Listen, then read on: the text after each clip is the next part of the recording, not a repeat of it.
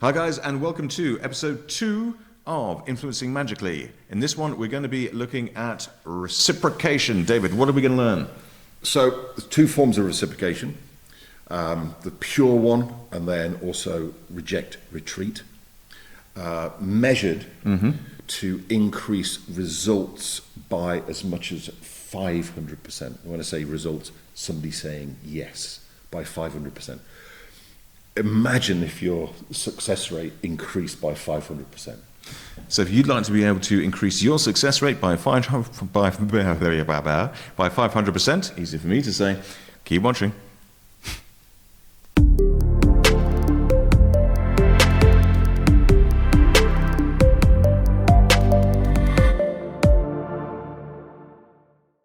Hi guys, and welcome to The Results Show. We are Season 2, Episode 2. Indeed. I'm going to say that because by the time we get to episode 17, 18, I can't remember what number it is. But this is nice and easy. It's the second episode of the second season, and we are one episode into Influencing Magically. The Persuaders. The Persuaders. So what we're going to be doing today is we're going to be looking at the first of Cialdini's 6 rules, which is reciprocity. David, would you like to tell us about reciprocity? Yeah, so let's just talk about where these rules came from in the first place. Yes. What motivated Cialdini to actually come up with these rules is times where he'd done something as a result of somebody taking a particular action with him. Yes. And literally, he closed the door, if you like, afterwards and went, why did I do that? I didn't want to do it. And as you mentioned in the first episode, really he wrote the book Influence as being how to inoculate people against being influenced. Yes, it's almost like, in the same way that the first step to, dealing with a problem is admitting there's a problem. The first step to overcoming a technique is to be aware of the technique. And so then he worked out how he'd been influenced, and then, because of the resources he got, university campus, yes, could do lots of experiments. He's in America where there's a lot of people using this. Yeah. And, he's academic, and he measured the results. So the great thing about the book, Influence, is, one, it's a very academic book. And though he's got all the measurements to show you what happens with each particular yes, it's almost like rules. A series of experiments which he's kind of like running, often looping in younger students to help him in the process. So the first rule is reciprocity, and through the measurements of the studies, he could actually demonstrate that reciprocity was more powerful as an influential tool than commitment and consistency, yes, which is number 2, and liking, which I believe is number 4. And we're going to be getting those in future episodes. Yeah. So reciprocity is where. And the other thing that's important with all of these rules is it's not about actuality, it's not about reality, it's about perception. It is. The other thing as well, which has occurred to me as well, because with a lot of these rules which you're going to be coming across, so it's not like he invented these techniques. No. And in fact, the people using them didn't invent these techniques. No. These are things which are innate to humans as social animals. And what they do, the way that they work, because in the book Influence, I don't think actually Cialdini knows how or why they work. But how and why they work is because they create emotional engagement. Yes. Which is what we talked about when we were doing Selling Magically. Yes, he's almost like looking at it as a phenomenon, describing the phenomenon and showing how other people use the, kind of like that lever, if you like, and what it does. Yeah. So the first one is reciprocity. Reciprocity is where you create the perception that you've given somebody something which is of value to them. Yes. or done something which is of value to them without them asking for it. Yeah, that's a really important piece. So you've done or given somebody something to somebody which they perceive has a value for them, and they haven't asked you to do it or to give it to them. It's like a spontaneous generosity. So what that does is it creates emotion inside of us to give back. Yes, it almost basically, it actually opens up an account and puts it into debit Yeah, yeah, in the person's brain. yeah. And so then the person feels that they need to reciprocate. So there was a particular study done in the 1960s where people were asked to volunteer to evaluate some artwork, some paintings. And there were two volunteers, though one of them was a stooge. Like or, a plant, or a yes. plant. Yeah, part of the experiment. And so the person who was the plant sometimes would go, okay, I just need to go to the bathroom, whatever. And what they did then was they bought 2 bottles of Coke. Yes. One for themselves, one for the actual volunteer. And they said, oh, I was down at the shop, I wanted to get myself a Coke, so I got you one too. Yeah, by the way, we don't hold with product placement on this episode. Yes, this show is not sponsored by Coca-Cola. We normally try to keep these things out of shot. And then the plant would ask the real volunteer whether they'd buy some raffle tickets Yes. for a charity. And what they found was that if the person, without giving them a Coke beforehand, the person might buy at most 1 ticket, Yeah. but quite often none at all.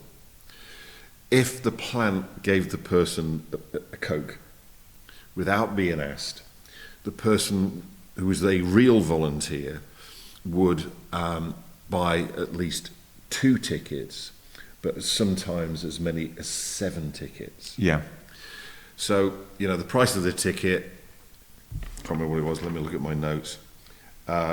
So a bottle of Coke at that time was 10 cents. A little bit different than now. That should give you some idea. I mean, all this stuff is still valid, it's just the numbers have changed. And the raffle tickets were $2. So the return on the investment of buying the bottle of Coke compared to the sales from the tickets Yes. was 500%. Yeah. Now, you don't see them that much these days, but like when I was a teenager growing up, and particularly when there was one particular time that I actually fell for this, because I'd never seen them before, was the Hare Krishna Yes. organisation. And so what they would do, they'd be walking out, and this happened to me. I went for my interview for going to London University. And, I'd come all the way down to London. I'd done my interview, and I used to love Tottenham Court Road, because Tottenham Court Road at that time was full of hi-fi shops, right? Yes. So There's still quite a few there. Amazon's called off a lot of them, but there's some lovely tech geekery there. Yeah, there is. And so I'm walking down Tottenham Court Road, and there's this Hare Krishna guy, and what he does is he just gives me a book. Yeah. Now, without me asking for it. Now, this from an NLP point of view is a tote. So if somebody hands you something, even though you're not expecting it, you take it from them. Right. So now I'm holding the book, Bhagavad Gita, which I had no clue what it was at that time. And I said, I don't want it. He said, no, refuse to take it back. So I'm now holding this book, and he said, will you make a donation? So I think I got a pound note at the time. So I gave him this pound note, which for me, I'm not even at university yet, was a lot of money. Yes. And then he walked off. Because I felt I got to give something, yeah. And then I put the book in the bin.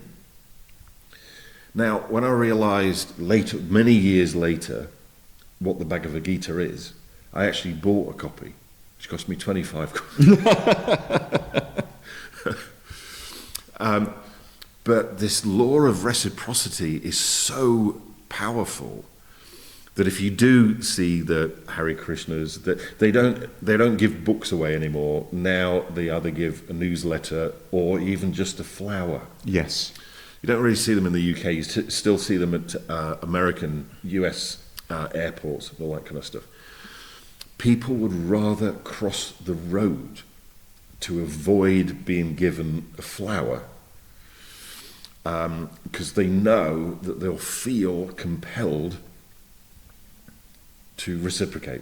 It reminds me of the lovely scene, because whenever I see these, kind of like guys, and again, I'm like you, I'd remember when they were kind of like around the town centres a lot, Yeah. kind of like back in the day. But it always reminds me of that lovely scene in Airplane. Airplane, yes. Where he's, the guy who's going to fix the main situation has arrived at the airport, and he's quite clearly a no-nonsense chap. And there's all these guys coming up saying, would you like to have this flower from the Church of Religious Consciousness? And, he starts by like saying, no, thank you. And eventually he's just throwing them around like rag dolls. Yeah. So, I watched that movie actually this weekend. Then the next one, two versions of reciprocity. There's the pure just giving something. Yes. Then the other one is the reject and retreat. Yeah. Okay. So, knock on Cialdini's door. There's a Boy Scout there, and asks him if he would buy a raffle ticket. I'm looking at my notes for $5. Yes. Cialdini goes no. So then the Boy Scout said, "Well, would you buy a bar of chocolate for $1?" Which Cialdini bought the chocolate for $1. Then closes the door and goes, "Why did I do that? I don't eat chocolate." Yeah. So he's going, this is where his mind goes, what happened then? So You need to pull the black box on that incident and understand the thing mechanism. was, asked if he would buy a raffle ticket, $5, no. The Boy Scout didn't attempt to persuade him or influence him in any way to get the raffle ticket. He just immediately went, "You let that go." So that's the thing there. The Boy Scouts basically let him off. Yeah. So now Cialdini again is in that state of, I've got to do something in return. So he rejected $5, but went for $1 for something he didn't even want. Yes. And it's interesting as well because it's also blending the law of contrast, isn't it? Yes. In the right direction. This is the thing. So you set up a contrast frame. The important thing is when the person doesn't go for the high, you don't go, oh, go on. You don't attempt to handle the rejection. You just immediately go for the low ball. Yes. Yeah. Now again, looking at some facts and figures here. So they went out to the general public and asked them to volunteer to take juvenile delinquents to the local zoo for 2 hours. Okay. The acceptance rate was 17%. Yeah. They went out again, same demographic, same general public, and they said, would they counsel juvenile delinquents for 2 hours a week for 2 years? And the rejection was 100%.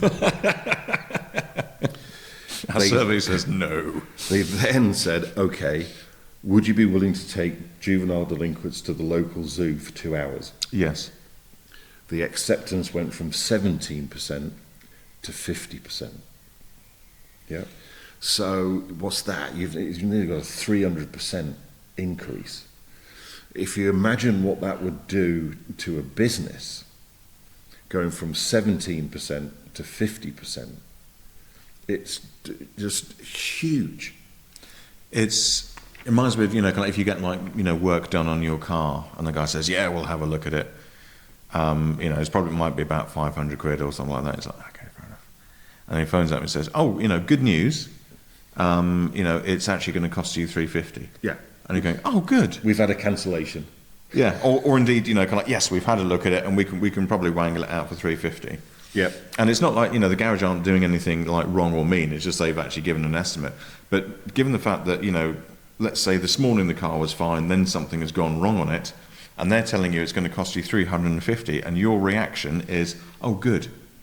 I'll bring it around. Because you thought it was going to cost, 500 and be in the shop for 2 weeks. Yeah. They said, actually, we can do it for 350, you can do it in a day. And then suddenly that seems like a very attractive proposition, even though when you then remove it from that frame, because again, with a lot of this, it's all about comparison, isn't it? Yeah. It is. It's about contrast. It's like, and also the perception that they've done you a favour. Yes. And you therefore want to reciprocate the favour, which is you give the business to them. Yes. Yeah. Another example, and this is also an interesting one, with asking for volunteers for certain things. Just straight asking the person to volunteer, success rate 29%. When you used reject retreat, success rate went up to 76%. So again, it's roughly about the same, about 300% increase. Yeah. But then the show rate, as in people actually showing up to the thing that they said would volunteer from, when they didn't do the reject retreat and people just volunteered, the show rate was 50%. When there was the reject retreat, the show rate was 85%. Yeah. So, in general, with using the reject retreat, on the actuality of somebody following through with the action, increased by 63.75%. So imagine again, if we're in business and we increased our closing ratio and somebody actually following through, we increased it by 63.75%. Yeah. That's huge. Yes. Most businesses are clawing for like a 5% increase, 10% increase, not a 63.75% increase. And that's just using one of Cialdini's rules. Yes. We've got 6 altogether. So, what we're going to be looking at over the next few weeks is to help, bringing all 6 rules into play at the same time. And again, with a lot of this stuff that you guys are going to be hearing about, you'll actually kind of almost instinctively know it, because it is actually stuff that's built into us. You'll have also seen it used out in the big wide world. So, for instance, with this sort of thing, again, if you've got like something whereby, let's say that someone is offering something, and what they'll do is they'll basically say, right, this is the standard retail price. Whether it ever sells for that or not is an entirely different matter. What they say is, what I'm going to do for you today is I'm going to drop it to this, and I'm going to give you these things. So it's all these free bonuses, and all those are literally designed to make the offer more attractive, but there's also underlying psychological reason that is, look, I'm giving you stuff. And it's the same thing where, if you download guides or other bits and pieces or free things, there's nothing wrong with it, because with a lot of, we've kind of done it, and most people out there do it, because what you're then actually doing is saying, look, let me demonstrate value, let's start the relationship going so you get to know us, and we can take it from there. There is also especially if the guy, and this is why when you're doing this, make sure it's something good. Yep. Because if you get genuine gratitude, then you get genuine, yes, I'd like to do something for you in return. The important thing is, and this is one of the things that James and I put into the Fix My Mind website, is our tipping point, if you like, using Malcolm Gladwell's term, is consultation call, where we actually get somebody on the phone and we can talk to them about the problem that they want to have essentially therapy for. So the important thing, so when people enter their details to do the consultation call, which is basically their name, the email address, their phone number, what they get is an audio product, the accelerated relaxation program, which I recorded. We used to sell it genuinely as a product called Stress to Kill. It's me and Frederick put it together, and when we sold it for $19.95. Yeah. So you've got the accelerated relaxation program, value $19.95. You're getting it for free. Yeah. Consultation call 20 minutes, value £65. You're going to get it for free. Yeah. So it's important when you put reciprocity in on like a website that you tell people what value you are giving them for free, rather than just saying this is free. I saw something the other day when they were talking about the success of advertising, and there was an advert whereby they had like they were advertising some sort of food or like some sort of meal, and what they actually did was they actually put in the ingredients and they put how much they cost. Right. And they said for some reason it just really people kind of got behind that a lot more. So when you actually show what the components are, you also want to make sure that you're kind of like keeping the price realistic. Because if people are looking at something, and if you get something, so for instance in terms of your thing, the relaxation CD, people are used to buying CDs, that sounds like a reasonable price for it. When they get it, it's a quality product. If you then say, oh, we're going to give you this, this is worth $297, and it's a 4-page PDF. Yeah. And it's like, And then the spell is broken because your brain goes, no, we're not into reciprocity here, we're into trick. Yeah. Much in the same way as had you then opened up the book with a very exotic name that I can't remember. Bhagavad Gita. Bhagavad Gita. And it was just basically blank inside, all full of Calvin and Hobbes cartoons. You'd have gone, I mean, what I did, as soon as the guy walked away, I chucked it in the bin. Yeah. It may well have been blank. I didn't even look at it. Hopefully the one you bought for 25 quid wasn't. No, the one is downstairs in the library. But yeah, you're absolutely right. When you've given somebody something that you said it's worth this, then they go, yeah, I can see it's worth that. I got it for free. The other interesting thing about the reciprocity stuff is there's not really an expiry. Because again, going back to Cialdini's book, I seem to remember there was like a place where there was an earthquake, and it was quite a rich city, and they got a donation from like one of the poorest cities in the world. It was $50,000, which was a lot of money for the guy sending it over. But the reason was that 80 years previously, those guys had had an earthquake, and the city that had just been hit had sent them a donation. Right. And that memory, yes, I do remember something like that, had like lasted for that long. So it's something whereby once that loop is opened, people will do stuff. And the reason why they're paying £500, all the rest of it, is because it's uncomfortable to some extent to be beholden to somebody. Yeah. You feel like you're in debt, you want to pay off that debt, and so you will to some extent be happy to overpay in order to get closure on that outstanding account. It reminds me, I watched a documentary, I can't remember whether it was on Netflix or whether it was on Amazon or whatever, and it was Billy Gibbons from ZZ Top. He tells this story about ZZ Top originally, when they started, only toured within Texas. Yeah. So they only did gigs in Texas. And so they showed up for this particular gig, and the curtains are closed in the theatre. So they're setting up. And then there's the point where they're going to start. So the curtains open, and there's one guy stood in this theatre, whatever. So they got that decision point. Do we still go ahead and do this? Yes. And in an instant they went, right, even though there's only one person here, we're gonna do this gig just like we would if there was thousands of people here. Yeah. Which they did, with just this one bloke stood in the audience. And they said, we still don't know who this bloke is. We don't know what his name is, but 20, 30 years, I don't know how long ZZ Top we're going, it's got to be at least 20, 30 years. Yes.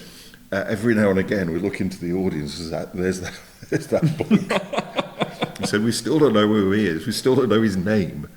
But because they'd done that gig where it was like ZZ Top to 1, Yes. he still keeps coming back. Which is the same thing you're saying as far as like there's no date on it. Yeah, there's no expiry limit expiry date on it. Yeah. Yeah. Powerful, very powerful rule. So that is one of the 6. So we are going to be moving on next week into, again, another incredibly powerful one, which is commitment and consistency. Indeed. One of Tony Robbins' favourites. So join us next week for episode 3 of Influencing Magically. In the meantime, if you have any comments or questions, it is podcast. Is it question? No, it's just me that's supposed to have the brain farts, mate. It is podcast at theresultshow.com.